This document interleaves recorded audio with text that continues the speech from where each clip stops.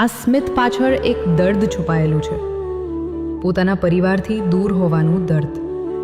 આ એ બહેનજી છે જેમને આજે પણ પોતાના ઘરનો રસ્તો અને પોતાના પ્રિયજનો યાદ નથી. અહીં જય અંબે ટ્રસ્ટમાં અમે એમની સંભાળ તો લઈએ છીએ, પણ એમનું અસલી સરનામું તો એમના સ્વજનો જ છે. તમારો એક શેર આ અબોલ આંખોને એમના પરિવાર સાથે મિલાવી શકે છે. મદદનો હાથ લંબાવો, આ વિડીયો આગળ મોકલો. દરેક વ્યક્તિનું એક ઘર હોય છે જ્યાં એની ઓળખ હોય છે, પણ સંજોગોની રમત જુઓ. આ માસૂમ આત્માઓ આજે પોતાની ઓળખ જ ભૂલી બેઠી છે. એમની વહાલસોઈ આંખો આજે પણ કોઈ પોતાનાની વાટ જોઈ રહી છે. શું આપણે એમની આ આશા પૂરી ન કરી શકીએ? ચાલો સોશિયલ મીડિયાની તાકાતનો સાચો ઉપયોગ કરીએ.